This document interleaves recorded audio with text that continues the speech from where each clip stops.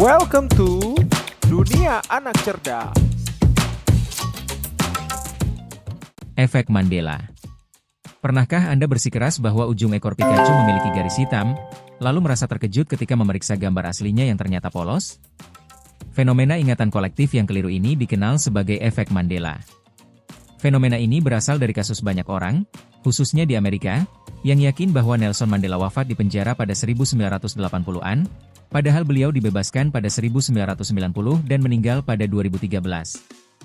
Psikolog memori, seperti Elizabeth Loftus, menjelaskan bahwa otak tidak menyimpan peristiwa seperti kamera, melainkan, otak merakit ulang potongan cerita setiap kali kita mengingat. Ketika detailnya samar, pikiran akan mengisi celah tersebut dengan informasi yang terdengar masuk akal, seringkali melalui budaya pop atau desas-desus internet, kemudian kita menegaskan kebenarannya melalui bias konfirmasi. Riset yang dipublikasikan pada tahun 2020 di Journal of Applied Research in Memory and Cognition menunjukkan bahwa ketika partisipan diberikan bukti video yang membantah ingatan yang salah, banyak yang tetap bersikeras mempertahankan narasi yang sudah mereka kenal. Pemindaian otak menunjukkan keterlibatan hipocampus dan korteks prefrontal saat memori direvisi, yang menandakan bahwa proses tersebut adalah biologis dan nyata, bukan sekadar kelupaan yang sembarangan. Menyadari rapuhnya ingatan sangat penting, karena rumor politik hingga nostalgia masa kecil dapat dengan mudah terdistorsi. Oleh karena itu, sebelum berdebat habis-habisan mengenai detail film atau sejarah, ingatlah bahwa terkadang, kenangan kita adalah fiksi yang ditulis oleh otak kita sendiri. Efek Dunning-Kruger. Bayangkan seorang teman yang baru belajar gitar selama seminggu, namun sudah berani mengatakan, kemampuan saya hampir setara dengan John Mayer. Sementara itu, gitaris berpengalaman justru tidak membanggakan dirinya. Itulah yang disebut dengan efek Dunning-Kruger, sebuah temuan yang dilakukan oleh Justin Kruger dan David Dunning pada tahun 1999. Dalam studi awal, mahasiswa dengan nilai terburuk dalam logika, tata bahasa, dan humor menilai kemampuan mereka jauh di atas rata-rata karena mereka tidak mengetahui apa yang tidak mereka ketahui. Sebaliknya, peserta yang paling cakap justru sedikit meremehkan kemampuan mereka. Penelitian lintas bidang, mulai dari pengemudi, investor, hingga pemain video game, menemukan pola yang sama.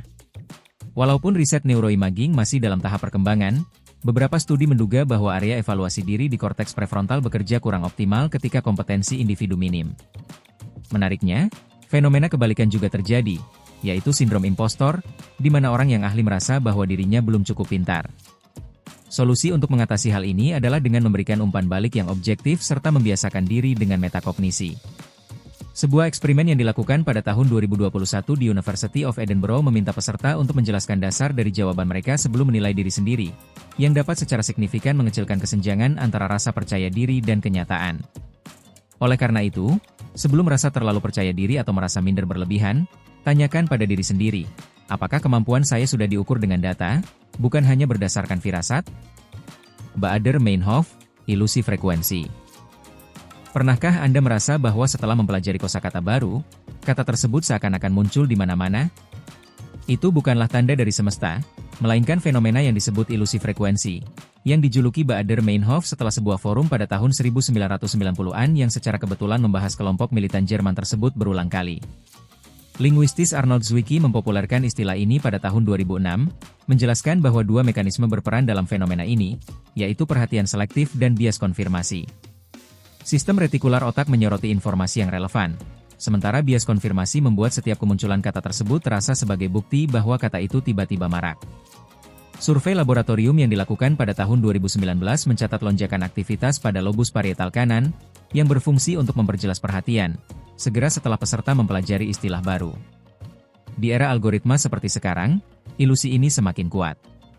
Begitu seseorang mencari sepatu, feed media sosialnya akan dipenuhi dengan gambar sepatu, dan otak akan mengira bahwa semua orang sedang membicarakan merek sepatu tersebut. Triknya adalah dengan mencatat berapa kali Anda benar-benar melihat kata tersebut dibandingkan dengan total konten yang Anda lihat dalam sehari. Angka yang didapat biasanya kecil, namun perhatian Anda kini akan terfokus seperti seorang detektif. Oleh karena itu, sebelum Anda yakin bahwa dunia sedang membicarakan topik yang baru Anda temukan, ingatlah bahwa seringkali yang berubah hanyalah filter persepsi kita, bukan realitasnya. Placebo-nocebo. Bayangkan seorang dokter memberikan pil putih polos sambil berkata, ini pereda nyeri yang manjur, rasakan efeknya dalam 20 menit lagi. Meskipun pil tersebut tidak mengandung zat aktif, banyak pasien yang benar-benar merasa sakitnya reda. Fenomena ini dikenal dengan istilah placebo effect. Fenomena ini pertama kali disorot oleh Henry Becher dalam analisisnya tentang luka Perang Dunia Kedua yang diterbitkan pada tahun 1955. Sebaliknya, jika dokter memperingatkan, obat ini kadang bisa menyebabkan mual, kapsul iner tersebut dapat memicu mual sungguhan, yang dikenal dengan istilah nocebo effect. Studi neurobiologi menunjukkan bahwa placebo dapat mengaktifkan jalur endorfin dan dopamin, dan efek ini akan hilang jika disuntikan nalokson, sebuah penghambat opioid. Sementara itu, nocebo mengaktifkan hormon cholecystokinin dan kortisol yang justru memperkuat rasa nyeri. Meta-analisis mencatat bahwa respons placebo dapat berkisar antara 15-60, dengan efek yang paling tinggi pada kondisi subjektif seperti nyeri, depresi, dan sindrom iritasi usus. Menariknya, terdapat fenomena yang disebut open label placebo. Meskipun pasien tahu bahwa pil yang diberikan kosong, dampak positif dari konsumsi pil tersebut tetap ada, mungkin karena ritus pengobatan dan harapan positif yang muncul. Lantas, apa pelajaran praktisnya? Kata-kata, nada suara, bahkan warna pil, biru yang menenangkan, merah yang menstimulasi, dapat memengaruhi fisiologi tubuh. Oleh karena itu, dokter, konten kreator kesehatan, atau orang tua sebaiknya berhati-hati dalam memberikan sugesti, karena otak kita seperti apotek mini yang meracik bahan kimia sesuai dengan keyakinan kita. Bystander Effect. Kisah tragis yang menimpa Catherine Genovese pada tahun 1964 mengungkapkan bahwa media mengklaim puluhan tetangga hanya menyaksikan saat ia diserang. Kejadian ini memicu psikolog John Darley dan Bill Platane untuk meneliti fenomena bystander effect. Semakin banyak saksi yang hadir, semakin kecil kemungkinan satu orang untuk bertindak. Eksperimen yang dilakukan di ruangan yang berisi asap membuktikan adanya fenomena difusi tanggung jawab. Sebanyak 75% peserta yang berada sendirian melaporkan kejadian tersebut secepat mungkin. Namun hanya 10% yang melaporkan kejadian tersebut jika terdapat lebih dari satu orang di dalam ruangan, atau bahkan banyak anggota kelompok yang berpura-pura tidak peduli. Menariknya, penelitian yang dilakukan melalui CCTV pada tahun 2019 di Amsterdam menunjukkan bahwa jika satu saksi pertama bergerak, peluang bantuan akan melonjak 3 kali lipat. Artinya, kerumunan dapat dengan cepat beralih dari pasif menjadi aktif jika ada pemicu teladan. Oleh karena itu, saat menyaksikan kecelakaan, tunjuklah individu spesifik.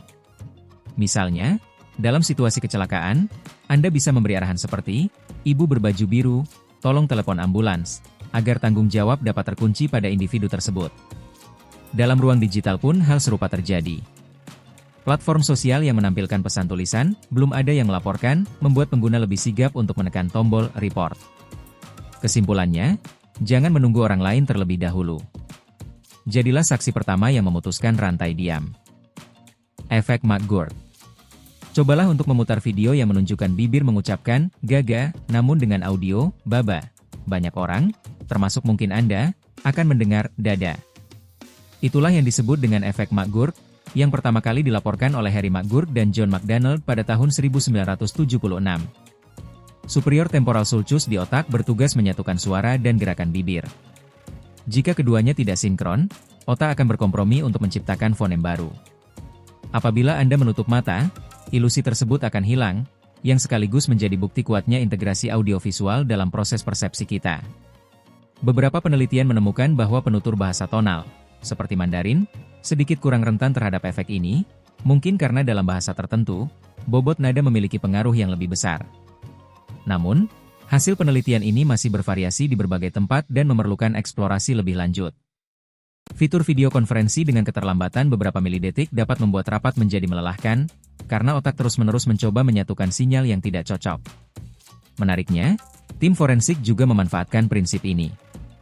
Ketidaksesuaian mikrogerakan bibir dengan audio seringkali menjadi petunjuk adanya manipulasi.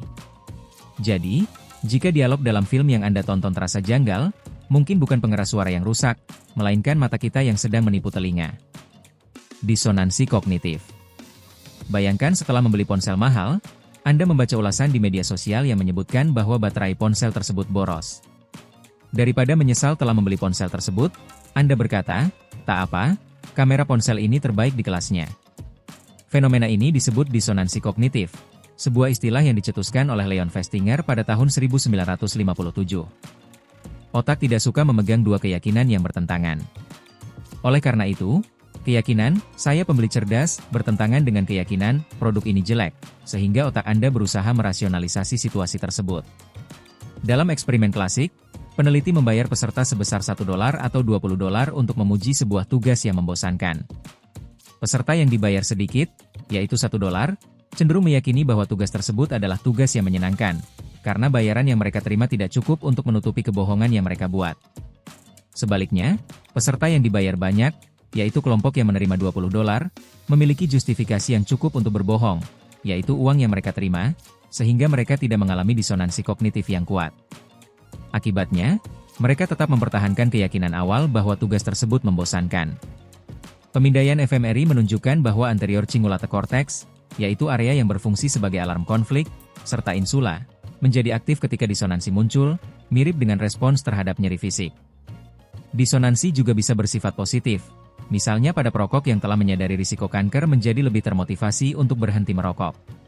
Pendekatan terapi modern seringkali menyoroti jurang antara nilai diri dan perilaku, dibandingkan hanya menegur perilaku itu sendiri. Bagaimana cara menghindari disonansi kognitif? Hadapi data secara objektif, izinkan kritik, dan beri ruang untuk merevisi keputusan. Mengubah arah bukan berarti lemah. Justru, tindakan menyangkal fakta demi ego adalah tindakan yang membahayakan. Deja vu. Saat seseorang berjalan di kota asing, ia tiba-tiba merasa bahwa ia pernah berada di tempat tersebut sebelumnya, padahal itu mustahil. Sekitar 60 hingga 70% orang dewasa melaporkan pengalaman deja vu seperti ini. Hipotesis terkuat menyebutkan bahwa hal ini terjadi akibat tembakan salah sinyal memori di hipocampus, di mana pola sensorik saat ini secara keliru dilabeli sebagai familiar karena mirip dengan kenangan yang sebenarnya. Studi elektroencefalogram dalam simulasi virtual reality menunjukkan lonjakan gelombang gamma sebelum peserta menekan tombol deja vu, yang menandakan bahwa proses tersebut terdeteksi milidetik sebelum sadar. Penderita epilepsi lobus temporal sering mengalami deja vu menjelang kejang, sehingga dokter menggunakan sensasi ini untuk memetakan area bedah. Penelitian survei tahun 2023 menemukan korelasi antara kurang tidur dan frekuensi deja vu, meskipun hubungan kausal masih dalam penelitian lebih lanjut. Yang jelas, tidak ada bukti ilmiah yang mendukung bahwa deja vu merupakan prekognisi. Jika pengalaman ini terasa mengganggu, sebaiknya alihkan fokus, seperti mengganti percakapan atau menyentuh objek baru, agar sinyal, salah label, dapat terputus. Bagi ilmuwan, fenomena ini justru menjadi peluang untuk memahami cara otak membedakan kebaruan dan keakraban. Efek Pygmalion. Bayangkan seorang guru menerima daftar acak siswa yang dianggap berpotensi besar untuk sukses, padahal nama-nama tersebut diambil secara acak. Setahun kemudian, nilai siswa tersebut melonjak. Eksperimen yang dilakukan oleh Rosenthal dan Jacobson pada tahun 1968 menyebut fenomena ini sebagai efek Pygmalion. Ekspektasi tinggi dari orang berwenang secara diam-diam memengaruhi performa bawahan melalui perhatian ekstra, umpan balik yang lebih rinci, dan bahasa tubuh yang positif. Meta-analisis yang diterbitkan pada tahun 2018 di Educational Psychology Review menemukan bahwa efek ini memiliki pengaruh sedang hingga kuat di sekolah, pelatihan militer, dan dunia kerja. Namun, ekspektasi rendah dapat menimbulkan efek golem, yaitu penurunan prestasi akibat sinyal pesimisme. Di perusahaan, pelatihan kepemimpinan yang menekankan growth mindset terbukti meningkatkan produktivitas tim sekaligus keterikatan emosional karyawan. Kuncinya adalah ekspektasi yang spesifik pada perilaku, seperti, kamu mampu menyelesaikan modul X dalam 1 minggu, bukan sekadar label bakat bawaan. Mempercayai potensi orang lain dapat menjadi bahan bakar untuk sukses, namun ingatlah bahwa bahan bakar tersebut memerlukan peta jalan menuju sukses dan dukungan nyata, bukan hanya pujian kosong. Efek Pratfall. Seorang pembicara yang tampil sempurna tiba-tiba tersandung kabel dan menumpahkan kopi. Kesalahan kecil ini sering membuat pembicara tersebut lebih disukai, asalkan ia memang kompeten. Psikolog Elliot Aronson, 1966, mendemonstrasikan fenomena ini melalui rekaman kuis. Kontestan dengan IQ tinggi yang melakukan blunder ringan justru dinilai lebih simpatik, sementara peserta yang biasa-biasa saja dan melakukan kesalahan serupa malah dianggap semakin buruk. Penelitian pemasaran saat ini menunjukkan bahwa permintaan maaf singkat setelah keterlambatan pengiriman dapat meningkatkan loyalitas pelanggan, tetapi hanya jika reputasi awal merek sudah baik. Otak penonton merasakan bahwa jarak status antara orang hebat dan manusia biasa mengecil. Namun, perlu diingat bahwa efek Pratfall bukanlah izin untuk sembrono. Frekuensi dan skala kesalahan haruslah kecil. Jadi, jika ingin tampil lebih terhubung dengan lawan bicara, sisipkan humor diri atau cerita konyol sekali-sekali, cukup untuk memecah kesan bahwa Anda adalah robot sempurna tanpa merusak kredibilitas. Rubber Hand Illusion. Dalam sebuah percobaan, seorang peneliti meletakkan tangannya di balik sekat dan berhasil menyamarkan tangannya sebagai tangan karet sehingga penonton menganggap tangan karet tersebut adalah tangan peneliti yang asli. Kemudian, peneliti mengusap kedua tangan tersebut bersamaan. Dalam waktu sekitar 1 menit, kebanyakan peserta akan merasa bahwa tangan karet tersebut adalah milik mereka. Kemudian, ketika palu karet mengancam tangan karet tersebut, detak jantung peserta akan meningkat seolah-olah ancaman tersebut nyata. Inilah yang disebut dengan rubber hand illusion, yang ditemukan oleh Botvinnik Kohn, 1998. Otak menentukan kepemilikan tubuh melalui sinkronisasi sensorik visual yang diproses di korteks parietal dan premotor. Jika sinyal tersebut cocok, otak akan dengan cepat menganggap objek asing tersebut sebagai bagian dari tubuhnya. Varian ilusi ini dalam virtual reality telah berhasil digunakan untuk membantu rehabilitasi stroke dan mengurangi phantom pain pada amputasi. Eksperimen suhu tahun 2022 bahkan menunjukkan bahwa ketika tangan karet dipanaskan ringan, suhu kulit asli juga ikut meningkat, sebuah refleks otonom pada tubuh virtual. Namun, ilusi ini akan runtuh jika sinkronisasi antar sinyal terlambat lebih dari 1 detik, yang menunjukkan bahwa kesadaran tubuh adalah hasil dari negosiasi waktu nyata, bukan fakta yang tetap.